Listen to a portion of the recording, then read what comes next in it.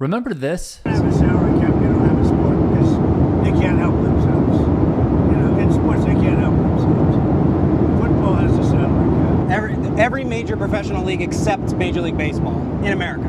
They should have done it a long time ago.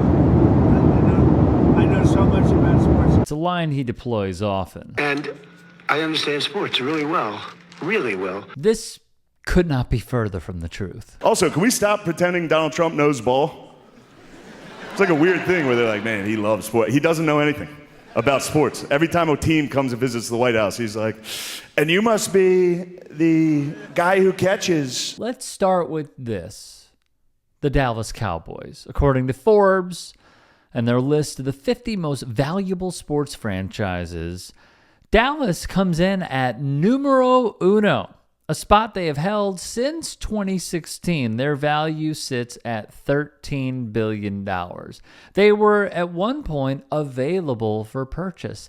And you know who showed a real keen interest in buying the franchise? Donald John Trump, of course. He would say, I could have bought an NFL team.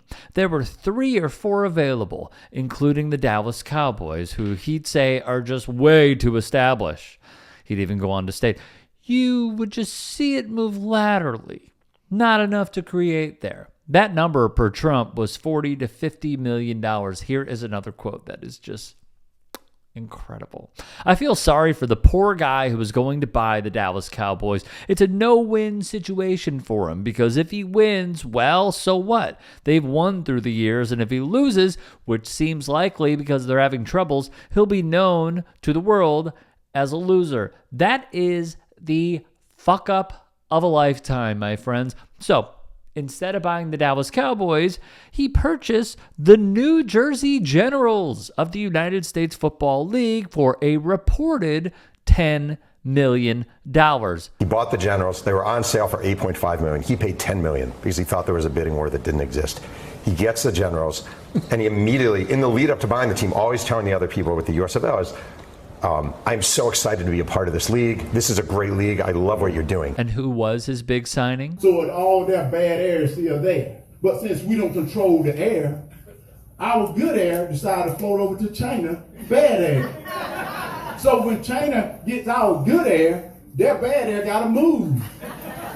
So it moves over to our good air space. That would be a man he stumped for and later named ambassador to the Bahamas, Herschel Walker. Herschel Walker said that it hurt his heart about the things people say about Donald Trump. Herschel Walker played football when the helmets were soft.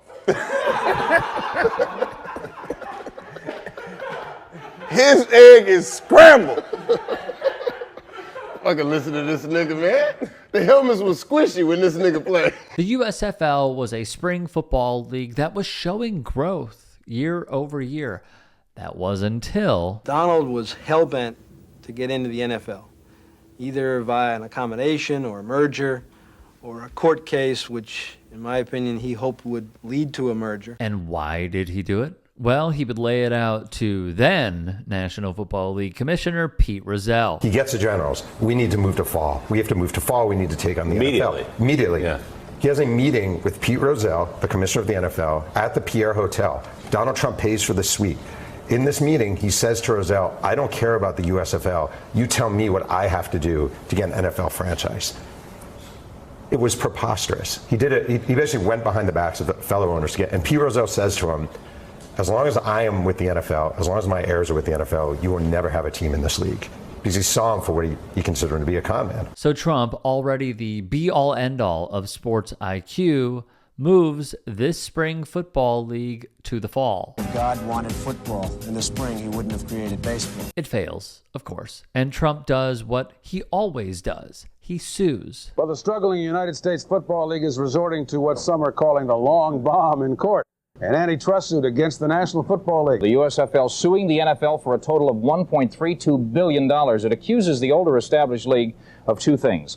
First, conspiracy to put the USFL out of business. Secondly, unfair monopoly of network television, stadia to play the games in, player contracts, and even media relations. USFL attorney Roy Cohn said Thursday the NFL has violated antitrust law by monopolizing every vital aspect of the game. Tie up 3 networks when they dictate to you can't play football when the fans want you to play football, when they tie up stadiums with leases so you have no place to play. I think we have an excellent lawsuit. It went to trial, and how do you think it worked out? The jury did in fact rule that the NFL was a monopolist that had harmed the USFL. They had asked for $1.2 billion in damages, and the jury said, we're going to give you $1. And in antitrust cases, that's trebled, so that's $3. Add interest, that's $3.76. The league would be killed in 1986, largely because of the man who claims to know a lot about sports, Mr. Donald Trump. In college football, not only, I would say, the story of last season, but also the story in all of sports last year. And it is intercepted by Indiana! That would be Indiana football. Look, it was improbable. It was unheard of. A basketball school, not just making the playoff, not just reaching number 1 in the country, but winning the entire fucking natty. I'm sorry, as an alumnus, incredible. And their head coach, Curt Cignetti. Hey, look, I'm super fired up about this opportunity. I'm never taking a back seat to anybody and don't plan on starting now. Purdue sucks.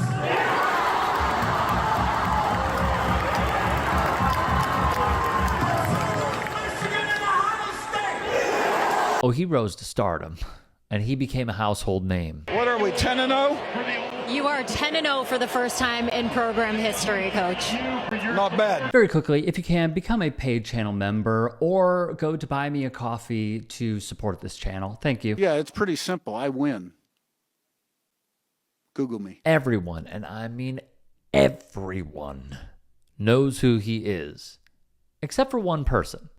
In 2023, shortly after joining Indiana, who's Curt? Curt Cignetti. Where is Curt Cignetti? Right here. Huh? Oh.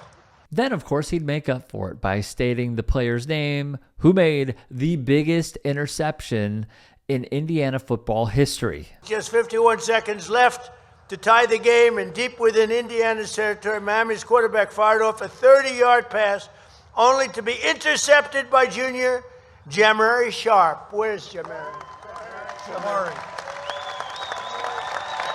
Jamari. Mr. I know a lot about sports. Botched the name, was corrected by the head coach, then botched it again. Well done. In the pros, Patrick Mahomes led the Kansas City Chiefs to a Super Bowl win. It was then the quarterback's first. Ditto with longtime head coach Andy Reid. Now, Trump would congratulate the team on social media, and here is what he would write. Congratulations to the Kansas City Chiefs on a great game and a fantastic comeback under immense pressure. You represented the great state of Kansas and, in fact, the entire USA so very well. Our country is proud of you.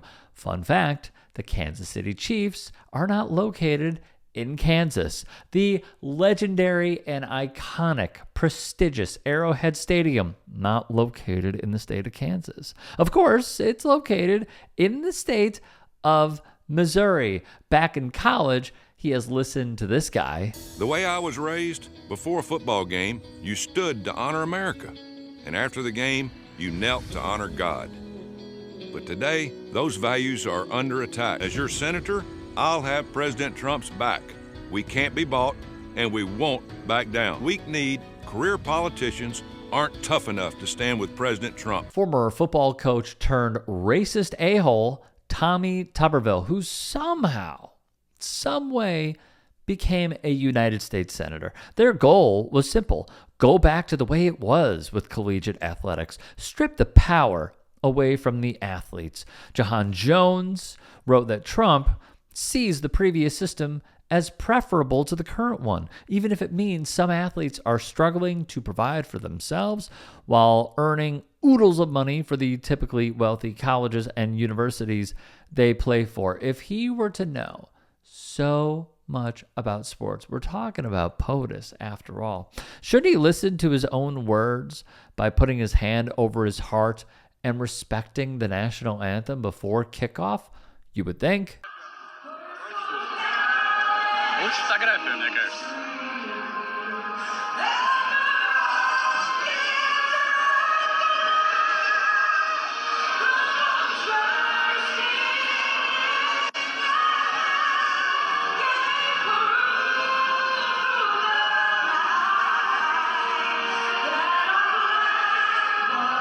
If he knew about golf, he would understand the sin that it is to cheat at the one game where it is the easiest to cheat.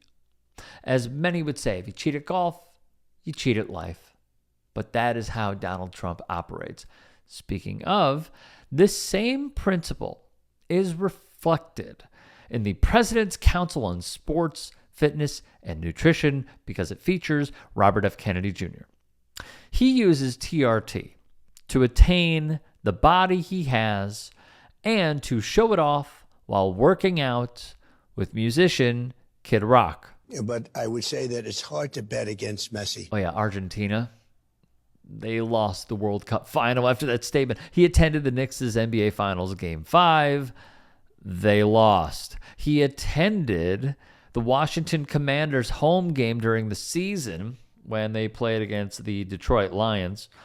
The broadcast booth featuring Kenny Albert and Jonathan Vilma on Fox completely schmoozed him for what felt like an eternity. Once again, the hometown team got trounced at Bethpage Black. Trump was there to watch Team USA lose to Team Europe in the Ryder Cup. He also claimed that he was really good at sports. Oh, no, that was not the case. In 2013, he claimed to be the best player in the state of New York. Ask Ted DeBias said best he ever coached. The truth is, he was an awful baseball player, and the numbers were dug up. In 3 games, only 3, during his sophomore season, he didn't have a single hit. He went 0 for 10. As a junior, he was 2 for 9, wrote the Substack Football Archaeology. They would scour the archives during Trump's senior year and found he only had about 21 to 22 ABs. As for hits, 1. 1 hit. That is saying something. The great Keith Law would put it rather bluntly. You don't hit a $138 for some podunk Coldweather High School playing the worst competition you could possibly imagine. You wouldn't even get recruited for D1 baseball alone, let alone by pro teams. That's totally unthinkable. It's absolutely laughable. He hit 138. He couldn't fucking hit. That's pretty clear. He would talk about the NFL kickoff rule. He would talk about how clean tackles are resulting in penalties on the football field in the National Football League. And even in that opening clip that we showed, he said he knows so much about sports and doesn't even know which respective sports have a salary cap. So out of anything, this man knows dick.